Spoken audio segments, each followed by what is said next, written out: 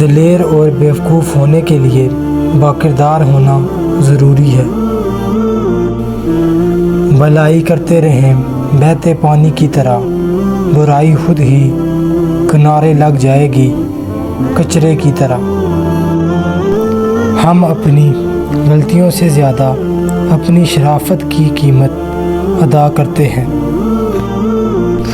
رشتے کمزور ہونے کی ایک بڑی وجہ یہ ہے کہ ہم رشتے نبھاتے کم اور آزماتے زیادہ ہیں۔ یا اللہ، نہ تم جیسا کوئی، نہ تمہارے سوا کوئی۔ یقیناً اگر تم شکر ادا کرو گے تو ضرور میں تمہیں زیادہ دوں گا۔ احسان جتلانے سے احسان نہ کرنا بہتر ہے۔ جن لوگوں کی زبانیں ہمیشہ دوسروں کے لیے دعا میں متحرک رہتی ہیں، اللہ کبھی بھی ان کی جولی خالی نہیں رکھتا۔ یا اللہ، ہمیں ہمیشہ اپنے حفظ و ایمان میں رکھ، صحت کاملہ اور رزق میں وسعت عطا فرما۔ آمین۔ کسی گناہ کا عام ہو جانا اسے حلال نہیں کر دیتا، بلکہ عذاب الہی کا خطرہ مزید بڑھا دیتا ہے۔ جو انسان ہر بات میں دل کی اجازت لیتا ہے وہ عموماً خیر سے محروم ہو جاتا ہے۔ پریشان ہو، یقیناً تم نے نماز اور قرآن کو چھوڑ رکھا ہوگا۔ تپتے ہوئے صراع میں ایک ٹھنڈی چھاں ہوتی ہے، تیری ہو یا میری ہو، ماں تو ماں ہوتی ہے۔ کبھی نہیں سنا کہ انسان کو عاجزی لے ڈوبی، انسان کو ہمیشہ اس کا تکبر لے ڈوبتا ہے۔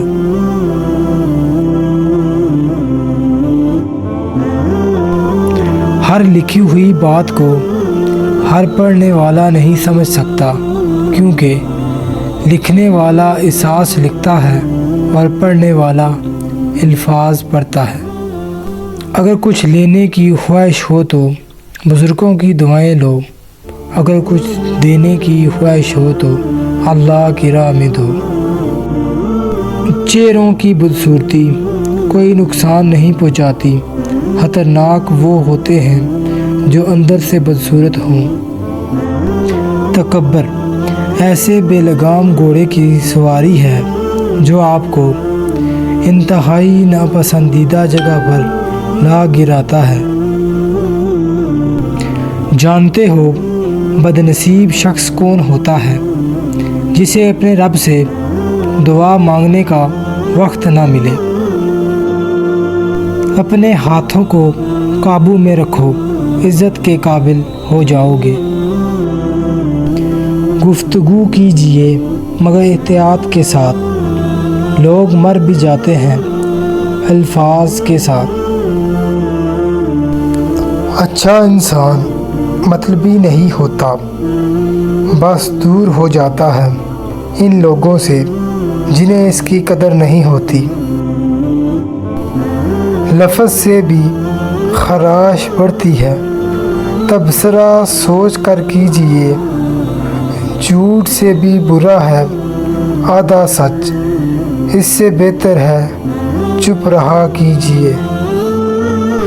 جو شخص خود اکتسابی کا معمول بنائے، اس کی غلطیاں کم ہو جائیں گی۔ کم بولیں، اچھا بولیں۔ اتنا مت بولو کہ لوگ خاموش ہونے کا انتظار کریں، بلکہ اتنا بول کر خاموش ہو جاؤ کہ لوگ کچھ اور سننے کا انتظار کریں۔ دعا کے 3 پہلو ہوتے ہیں، ایک تو قبول ہوتی ہے یا آخرت کے لیے ذخیرہ کر لی جاتی ہے، یا مصیبت کو ٹال دیتی ہے مگر رد نہیں ہوتی۔ اللہ تعالی ہماری تمام مشکلات میں آسانی عطا فرمائے، آمین۔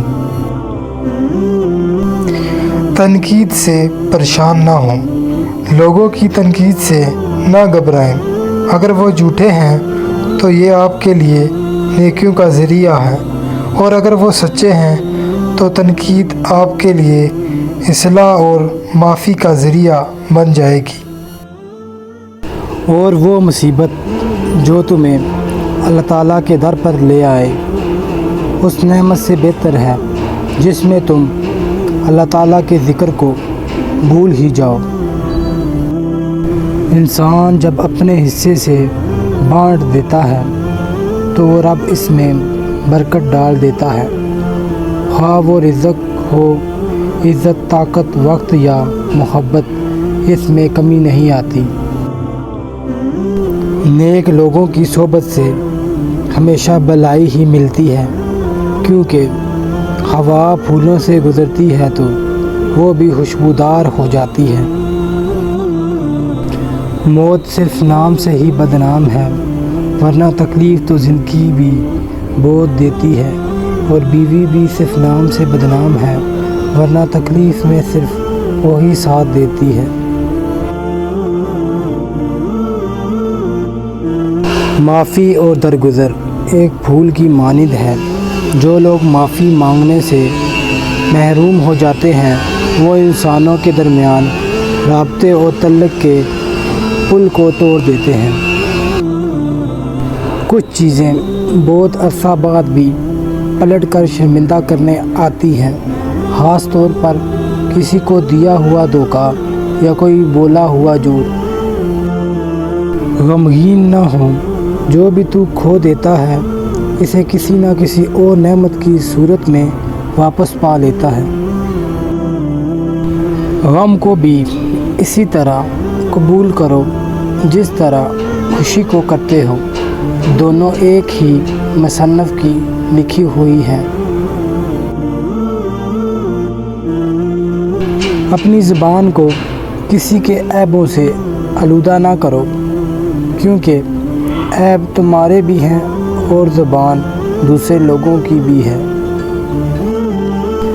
رزق اور عزت کسی کے اپنے اختیار میں نہیں، اللہ تعالیٰ جسے چاہے دیتا ہے۔ لوگ خودی اور انا میں مبتلا ہیں، روزی کی فکر میں لگے ہیں مگر روزی دینے والے سے غافل ہیں۔ وقت پر قدر کریں، وقت کے پاس بھی اتنا وقت نہیں کہ آپ کو دوبارہ وقت دے سکے۔ مشکل وقت میں دوست کی خاموشی دھوکہ دینے کے برابر ہے۔ اپنے ماضی کے پچھتاووں کو کئی دفن کر کے بھول جائیں۔ ہر نیا دن نئی زندگی ہے، حال میں جینا شروع کریں اور اچھے مستقبل کی امید رکھیں۔ انسان کے ہاتھ میں صرف کوشش لکھی ہے، کامیابی اللہ تعالیٰ دیتا ہے۔ تیری پریشانی گانے سننے سے نہیں بلکہ نماز پڑھنے سے ختم ہوگی، اور پرہیزگاری کا لباس سب سے بہتر ہے۔